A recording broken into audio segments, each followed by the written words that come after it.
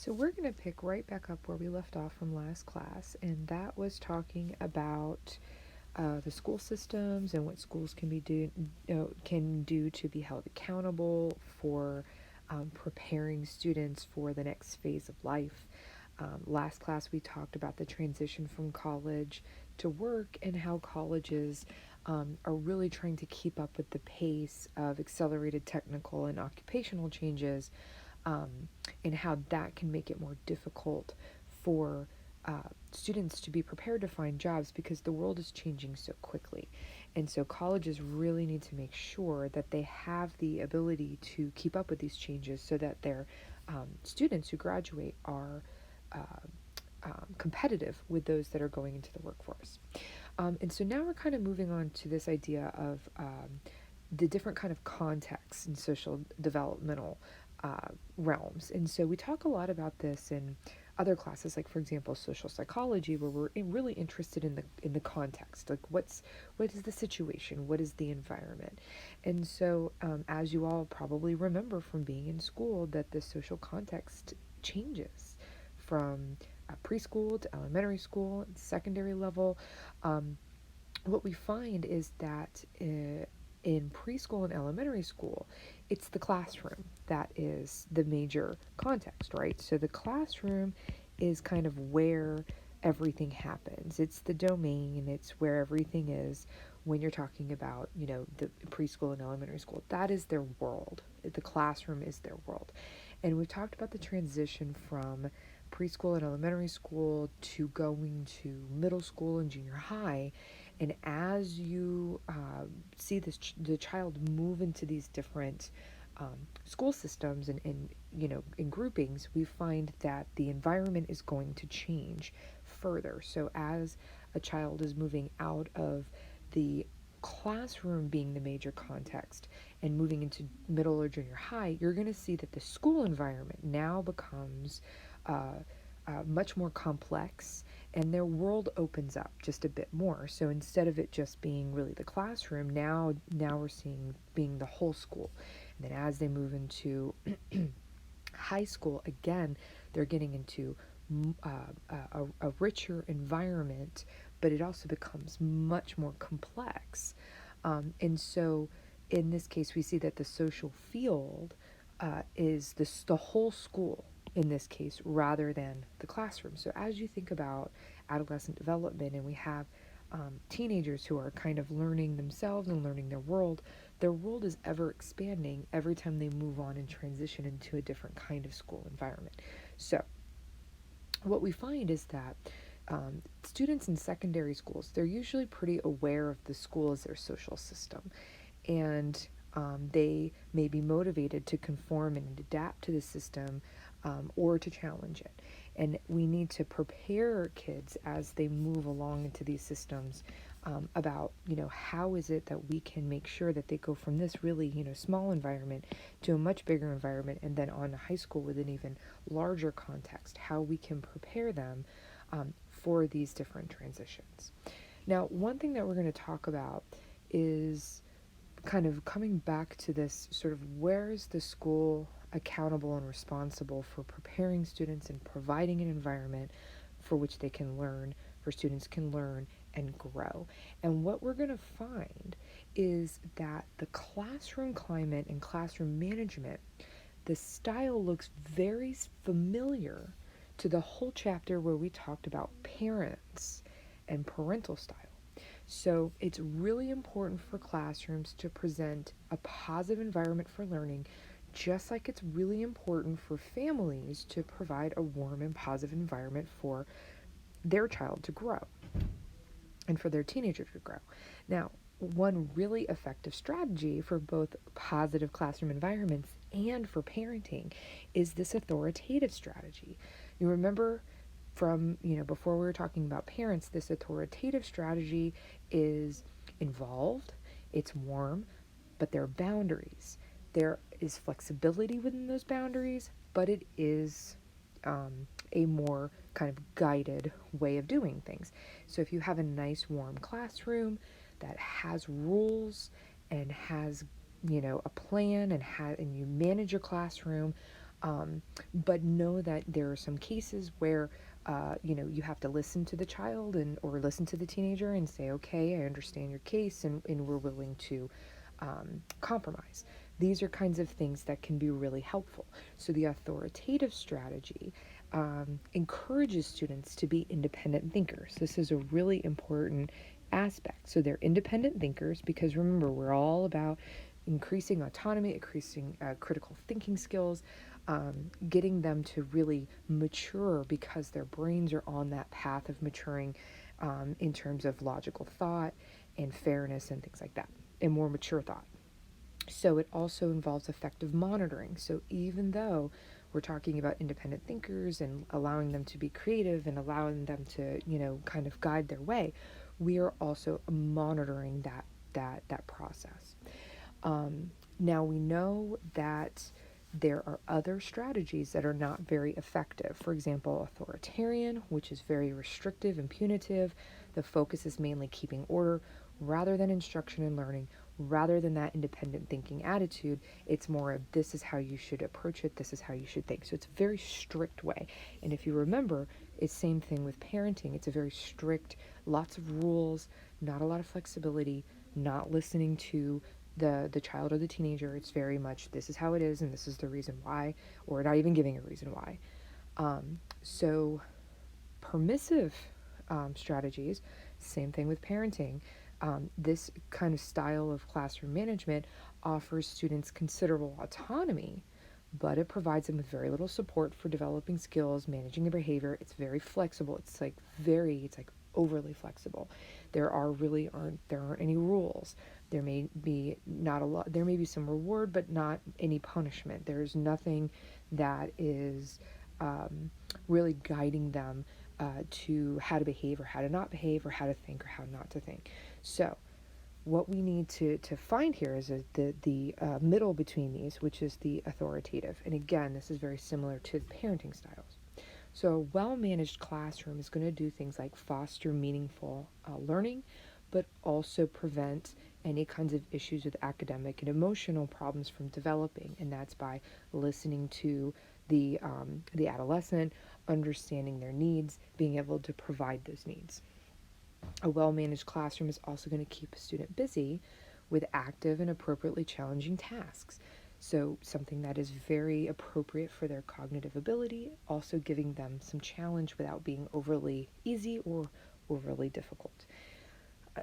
We also see that a well-managed classroom has activities that encourage students to become absorbed, motivated. They learn clear rules and regulations, but they want to learn and they're excited to learn, and it's something that they're interested in. And there's a teacher who's passionate about what it is that they are teaching about.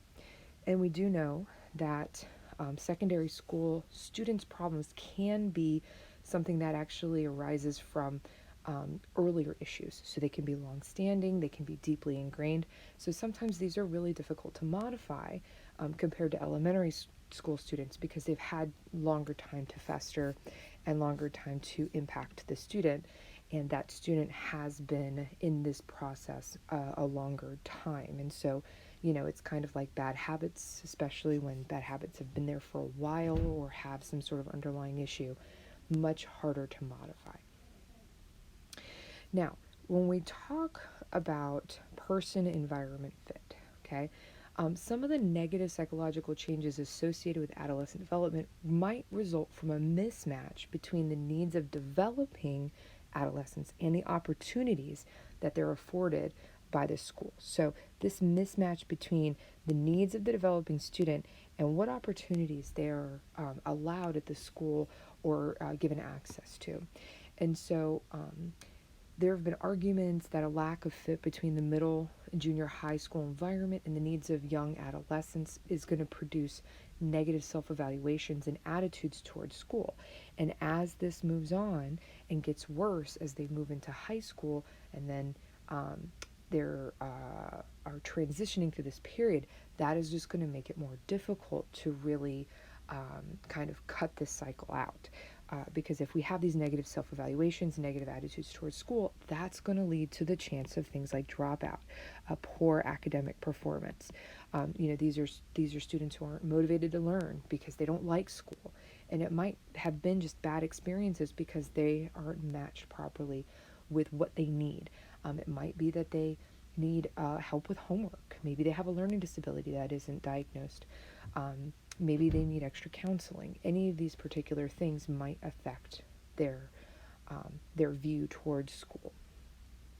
Now, one bad thing is that we really don't have a lot of research on the transition from middle school to high school as compared to, for example, the transition from elementary school to middle school, or the transition of college transition. So, or like first year college students, there's a lot more research on that than that transition from middle to high school. So these are things that we really need to think about, and how is it that we can actually tackle this problem, because we need to do research to find out what the problem is.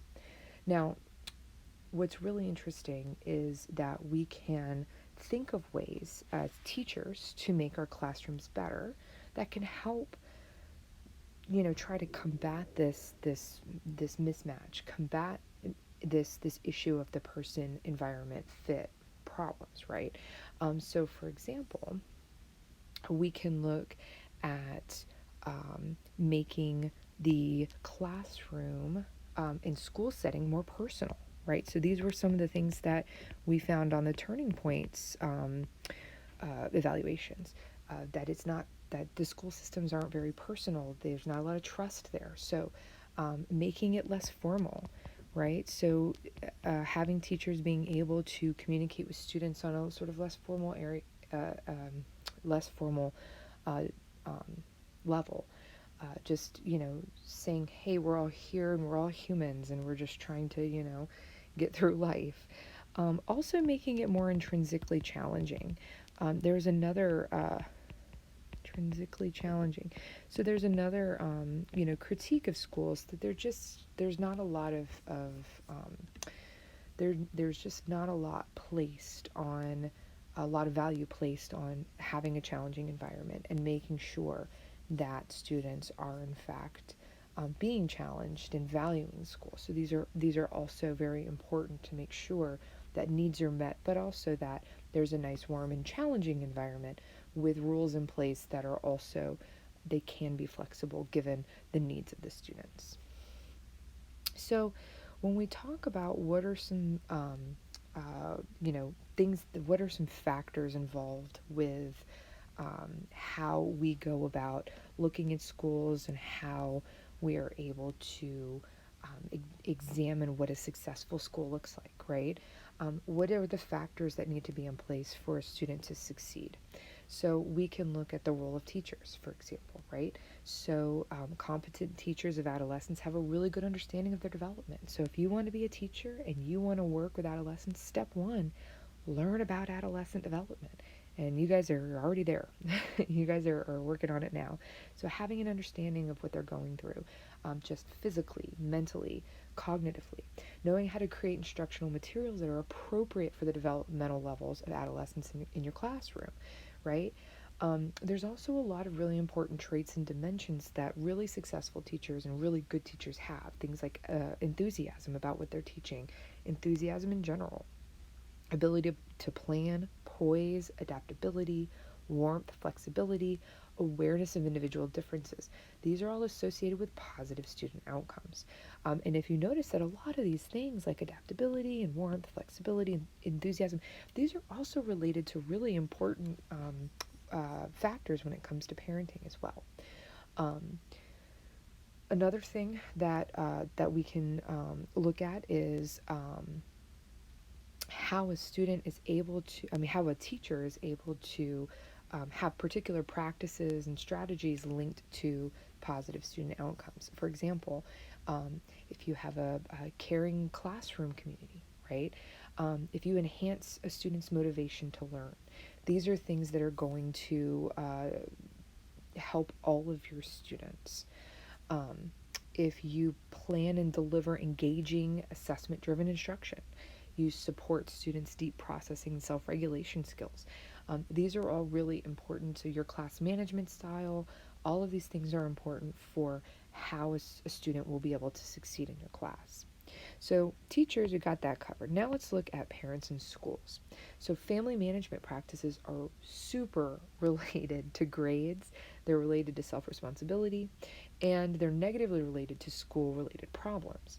And so we know that managing a structured and organized family environment is going to do things like establishing routines for homework, for chores, for bedtime, having high expectations for achievement, having the parents involved. Is important, right? So this is, we find that parental involvement tends to be minimal in elementary school, even less in secondary school. So the more involved the parents are in their learning, the higher the achievement that the child will attain.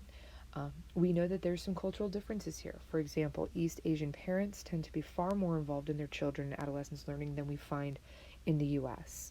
Um, so, if you want your kids to do well, these really important family management strategies, making time and making a schedule, and it doesn't have to be that the schedule has to be followed to a T every single night, but just having the student be able to know what to expect. That good parental involvement throughout school, very important as well. So as a parent, right? Um, what do you want to do? What are the recommendations for having your kid do well in school? Well, first of all, keep in mind that ability is not fixed, right? It can change. So this is looking at having what we refer to as a growth mindset, right? So if you're bad at math, it's not that you're always going to be bad at math and that's just who you are. That would be a fixed mindset that, you're going to have no way to get better. If you have a growth mindset, that means that if you practice and if you get different kind of techniques to learn it different ways, that you're going to get better at it. And so knowing that, um, you know, uh, school and subjects and the things that you learn, you can continue getting better and better at that with practice and studying. So for parents, having a growth mindset, be involved with the school systems, support autonomy and self-initiative. If your child wants to do something or is really excited about something, um, you know, support that. Be positive. Understand that each person is different. Each child or adolescent is different, and sometimes those individual differences, if you celebrate them, can be really supportive and helpful for the child. Now, what are ways that peers are involved? Well, middle schools are structured in a way that encourages students to interact with larger and larger numbers of peers on a daily basis. And as they move out of middle school and into junior high and high school, we see this happening even further. Now, we did have a conversation in class about the fact that, things like recesses and social hours are definitely reduced, but it is something that is important that they're socializing. We know that peer statuses have been studied in relation to school success, and being popular, being accepted by peers is usually associated with better academic success. Being rejected by peers tends to be more related to negative academic outcomes. Bullying is also a really major issue here, and so there are significant numbers of students who are victimized by bullies. Boys tend to be more likely to be bullies than girls, but there are gender differences in terms of what kinds of bullies, right? So boys tend to be more physically aggressive, girls tend to be more emotionally or psychological relationship, aggression. Um, Boys and younger middle school students are most likely to be bullied. We know that anxious, socially withdrawn, and aggressive children are often the victims of bullying. About 70 to 80% of victims and their bullies are in the same classroom. So that's a really important thing to consider. There's a lot of evidence that those who are bullied are in the same sort of cohort, they're in the same grouping. Many bullies aren't rejected by the peer group, so that is sort of an incentive for them to continue to bully. And bullies and their victims in adolescence are more likely to experience things like depression, engage in suicide ideation, attempt suicide more than their counterparts who are not involved in bullying. So not just the victims, we're talking about bullies as well, and a lot of times there's other things going on with the bullies. Not saying that this is saying it's okay to bully, but there's usually more to the situation than just, we have somebody who's being mean. There was a recent meta-analysis of 33 studies that revealed a small but significant link between peer victimization and lower academic achievement. So there's some relationship there that could indicate that those who are bullied are not doing as well. And we also find, of course, as many of you know, a really dramatic increase in cyberbullying. And this is because there's a lot of anonymous sort of things out there where, and we just talked about in class about Yik Yak, this app that was really popular about 4 years ago, that a lot of people were engaging in anonymous bullying, and was problems for school systems all around the country. And so this is back now, so we might actually see an increase in that. Now I'm going to skip real quick to this figure here because I want you to see kind of some of these differences. So here we have gender differences, male and female, of those who are being bullied. And if you look at the different types, so for example, you see that female students tend to report that there are more times that they're, compared to boys, more likely to be subject of sexual comments or gestures. We see that boys tend to report more physical, so hit, slapped, or pushed compared to girls. If you look about being belittled about looks or speech, it's actually relatively close. There's not as much of a gender difference there. Same thing as rumors. And then belittled about race. Compared to all the other types of bullying, it's the least reported. But here you see that boys tend to get to report it slightly more than girls. So, we do know that there are definite trends and gender differences in types of bullying and percentages. Finally, when we look at friendship here, having friends, especially friends who are academically oriented, those who are making good grades, that's related to higher grades and test scores in adolescence. You are who you surround yourself with, right? And then finally here with extracurricular activities. So we know that participation in extracurricular activities is related to higher grades, better school engagement, less likelihood of dropping out, improved probability of going to college, higher self-esteem, as well as lower rates of depression and delinquency and substance abuse. So there's some really, really interesting ties to participating in extracurricular activities because it does things like get kids off the streets. It gets them out of the home if they're not being supervised. All of these things. We find that adolescents tend to benefit from a wide variety of extracurricular activities, more so than when they focus on just one. And the more years that an adolescent spends in an extracurricular activity, the stronger the link is with positive developmental outcomes. So if you get a child, for example, interested in an extracurricular activity, whether it's a club, whether it's a sport, whatever it might be, the younger you get them involved and the longer they stay involved, the better outcome that is for the student. And then, of course, quality is really important, right? So if you have a really good quality extracurricular activity, that is going to provide a lot better result than a lower quality. So I'm going to end here, and I'm going to pick back up. We've got a few more slides left, but I want to break this up just a little bit